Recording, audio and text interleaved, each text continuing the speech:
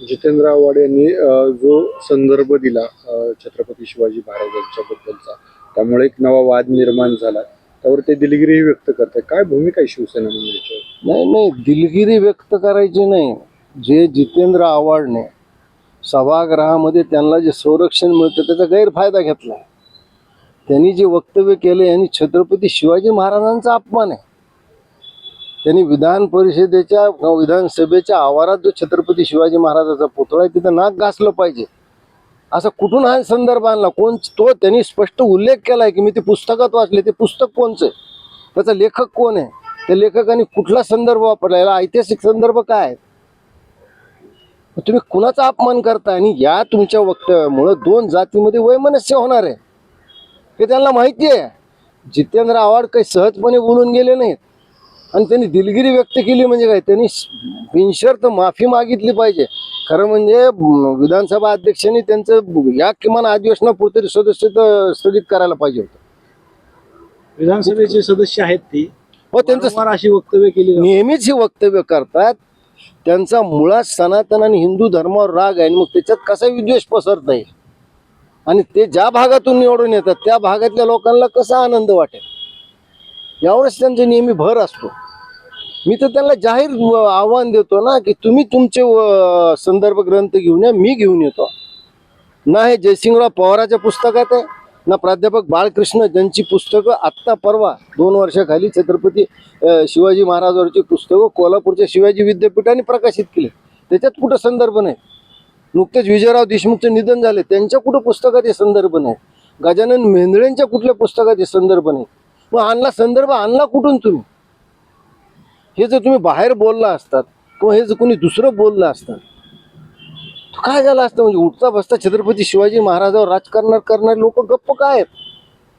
कुठे रोहित पवार, कुठे जयंत पाटील? हे का गप्प आहेत? जयंत पाटलाच्या पक्षात आहेत ना जितेंद्र आव्हाड. आव्हाड जाणीवपूर्वक बोलले. जाणीवपूर्वक, ते काय अडाणी नाहीये, ते जाणीवपूर्वक बोलताय. हेतू असू शकतो दोन जातीमध्ये वैमनस्य निर्माण करणं, अशांतता निर्माण करणं. आणि पुरावे तर काही द्यावं लागत नाहीत ना तुम्हाला. कुठल्या पुस्तकात वाचलंय? त्यांनी शंभूराज देसाईंना बोलताना सांगितलं मी पुस्तकात वाटलं. ते मी पुस्तक शोधतोय, ते मला सापडलं नाही. कृपया जितेंद्र आव्हाडने द्यावं. कसं आहे ते नीम हाकीम खत्रेजा यांचं काय ज्ञान फार अपुरे मग यदा यदाशी धर्मस्य पुढे जातच नाही आणि त्यांना सगळी भगवद्गीता पाठ असते. हे तसं आहे. हा संदर्भ कुठल्याच ह्याच्यात नाहीये. खुद्द छत्रपती शिवाजी महाराजाचा अपमान आहे. मला सांगा कुणी हे धाडस करू शकेल का की छत्रपती शिवाजी महाराजाला पायाच्या अंगठ्यानं तिलक लावायचा? आणि असं कुणी प्रयत्न केला असता छत्रपती शिवाजी महाराज त्याचा पाय कापून काढला असता. आणि आपल्या सनातन हिंदू धर्माप्रमाणे राजा हा विष्णूचा अंश असतो. कोणी त्याला पाय कसा लावेल? कशामुळे तुम्ही अशी वक्तव्य करताय?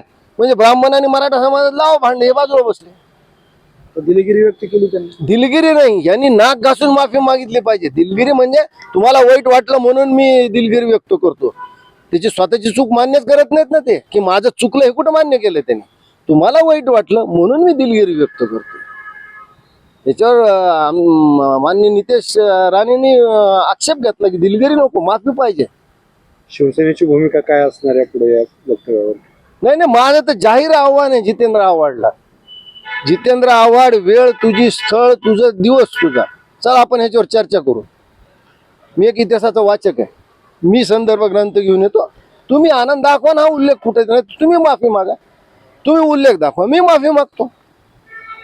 पण कशामुळे समाजात म्हणजे यांचं आता सगळं भांडवल, वैचारिक भांडवल यांचं संपलेलं आहे. आणि अशा प्रकारे एक विद्वेष करण्याचं त्यांचं नेहमीच आहे.